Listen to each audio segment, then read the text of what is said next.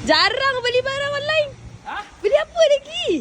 Adalah ni barang premium tau aku Barang beli. premium. Aku memang jarang beli barang online, betul Mira? Betul.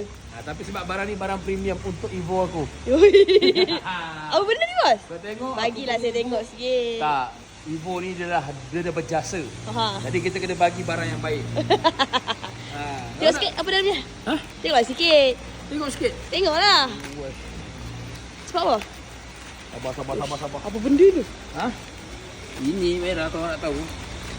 Ini adalah aku order kapet. Kapet? Hah? Bos pakai kapet harga RM2,000. Apa saya nak pakai kapet lagi? Kapet 2000. Ini aku beli tak payah nak 2000 lah. Habis tu? Ini kapet premium. Kapet premium. Tengok. Yang bestnya kapet ni kau tengok. Saya dah nampak something ah. Apa dah? Saya dah nampak something. Apa dah? Cepat. Wah, ini boleh custom Ini yang dijadikan pada aku dia premium. Oh, Pertama sekali, dia punya material getah. Tak lekat air, tak lekat habuk. Mudah nak dibersihkan.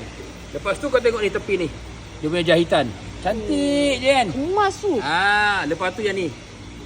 Boleh sulam nama. Ikut nak logo apa ke, nak tulis nama apa sekalipun. Boleh juga buat ni. Yang ni nampak, ada plekat dia. Supaya dia tak anti-slip Ya, supaya dia tak bergerak-gerak. Ni bawah nampak ada lock lubang.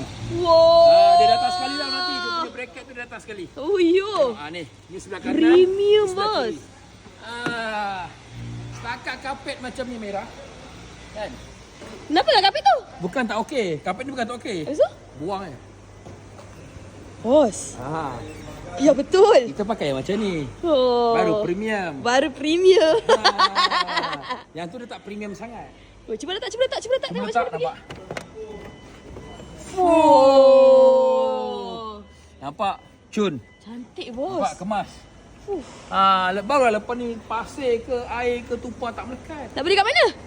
Ni aku dah letakkan dia punya TikTok dekat bawah tu. Amo eksklusif. Baru eksklusif bro.